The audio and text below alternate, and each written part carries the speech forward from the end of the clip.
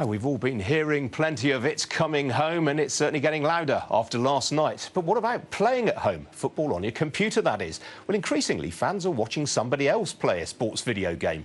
Esports is growing fast. Global revenue should hit £650 million this year. That's annual growth of 38%. Well, Gfinity organised tournaments, and this year 12 million people watched their Elite Series Season 3 on Facebook. I went down to their arena to chat to their new executive chairman, Gary Cook, and have a go at a professional. It's an amazing venue, this, Gary. What's the setup here? Well, you know, Ian, the world of esports has many different components to it. Obviously, there is over 2 billion people gaming, over 300 million people are competing. So where we are today here in London, this is our studio, but it's an arena in effect. We think of arenas as 50, 60,000 people, but actually in this world, arenas are where you broadcast from because you are broadcasting worldwide. We just broadcast to over 12.7 million viewers in our recent Elite Series. So what you see, we have a small in-studio audience, and we're really in the heart of a studio. But like any other sports presentation or production, and particularly with Sky, who have shown the way for us all, what you'll see is a desk where we have colour commentators, or they'll be reviewing the event, they'll be reviewing the players, and they'll be reviewing and replaying the events of the game. And as we look up the stairs here, this is the area where the players themselves will walk through. With a little bit of smoke and a little bit of theatre. The first matchup saw the boys in blue Envy take on esports giant Fnatic. So it's a lot of the boxing or the darts? Yeah. That's right, yeah, it's a mixture of all of the above. And what you can see, the sort of 8 signs at the back there, that actually represents the teams. You'll have 2 teams, one either side, maximum of 4 players on the team.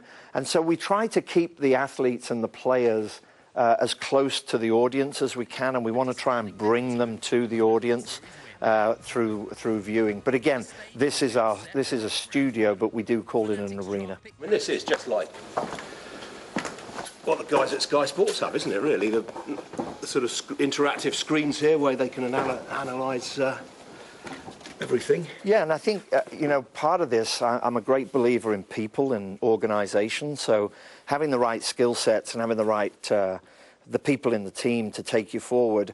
Our executive producer, or the head of our production, is ex-ITV Sport, and so she understands this world, and we work very closely with Sky, and I think there's again a lot of parallels to this. What we're really doing is creating exciting content.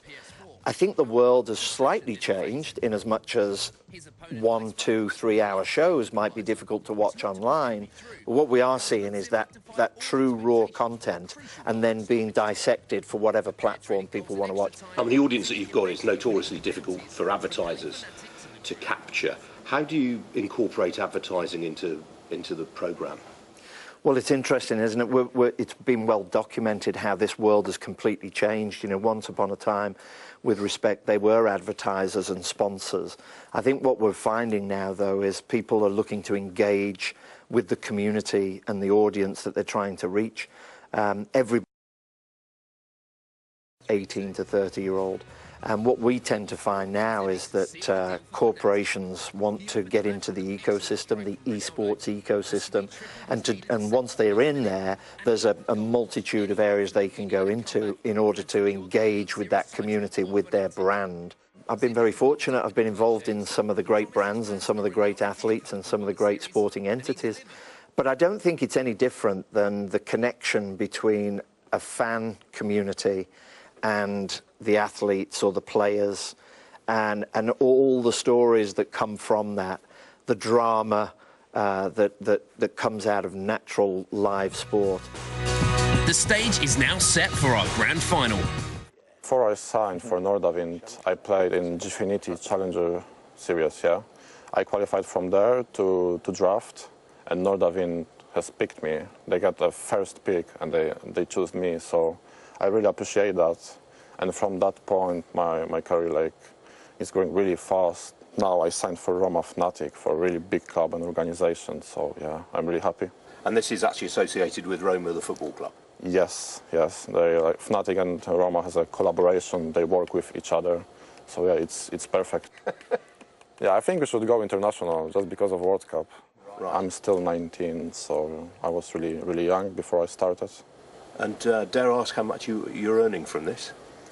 I can't say the exact number, but I'm lucky that I can play this game full time, and it's just at my job. And you're making a good living out of it? Yeah, I do. Oh dear. Oh. Crikey.